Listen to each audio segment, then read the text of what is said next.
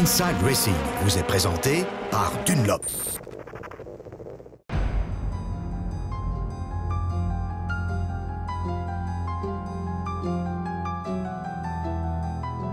Lorsque le ciel ouvre ses portes pendant un week-end de course et qu'il pleut à torrent, plus rien ne va sans lui.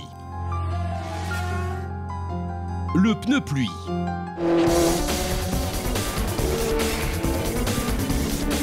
Mais comment les voitures de course peuvent-elles encore atteindre, malgré la route mouillée, de telles vitesses? Qu'est-ce qui rend le pneu pluie si bon pour qu'il remplace les slicks? Un pneu slick n'a aucune sculpture, il ne peut donc pas repousser l'eau. Un matelas d'eau soulève le pneu et la voiture, on perd le contact avec la chaussée. Le phénomène d'aquaplaning. Cette sensation nous est décrite par le champion de BTCC en titre, Jason Plato.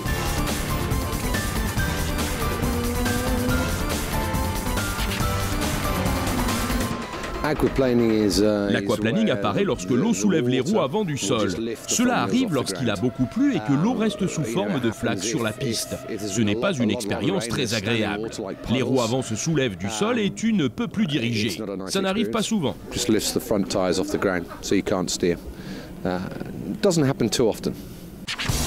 Pour que cela ne se produise pas trop souvent, de nouveaux pneus sont constamment développés et testés depuis 50 ans, comme ici, sur le circuit d'essai Dunlop. Dès 1960, Dunlop a mené des recherches approfondies concernant l'aquaplaning. Ce qui est ressorti de ces recherches, ce que nous savons tous, c'est que, à vitesse très élevée, le comportement d'aquaplaning d'un pneu devient nettement plus mauvais. Et aussi que la profondeur de l'eau joue bien sûr un rôle déterminant, que la largeur du pneu intervient également, ainsi que la profondeur des sculptures du pneu. Grâce à ces résultats de recherche, même les légères monoplaces atteignent, avec leurs pneus larges, les vitesses les plus élevées sur des pistes détrempées. Le fait de garder le contrôle ne tient qu'à des détails. La forme interne mord littéralement dans l'eau, la repousse vers l'extérieur, où elle est ensuite rapidement évacuée. Dans des conditions extrêmes qui requièrent toute son expérience, le pilote de course Patrick Simon teste les pneus jusqu'aux dernières limites. Il sait ce qui compte sur un pneu pluie. J'ai besoin de beaucoup de profil, une bonne structure dans le pneu. Et là, mon eau peut être évacuée et le risque d'aquaplaning est nettement réduit. À 100 km/h, un pneu pluie repousse plus de 70 litres par seconde. Le contact avec la route est conservé. En comparaison, le slick perd son adhérence bien plus tôt.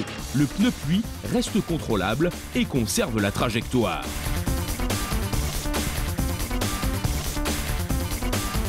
Ce qui rend aussi la course sous la pluie si captivante, c'est le poker autour des pneus. Qui changera? À quel moment et pour quels pneus? Pour quelles raisons certains partent en toupie et glissent, tandis que d'autres suivent leur trajectoire impeccable? Le secret réside dans l'usure du pneu pluie. Les pneus pluie ont un mélange souple qui adhère bien avec des températures de piste basses. Les forces transversales usent rapidement les sculptures lorsque la piste sèche. Dès le deuxième tour, le pneu s'use en continu. Tu peux démarrer une course sous la pluie et ensuite ça sèche. C'est une décision difficile pour le pilote. Tu dois faire attention au temps autour et piloter à côté de la trajectoire idéale pour faire passer l'eau dans le pneu et le refroidir. C'est le gros problème.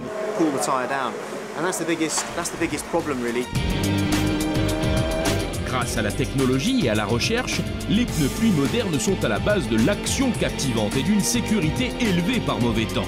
Ils atteignent leurs limites seulement lorsqu'il ne pleut plus.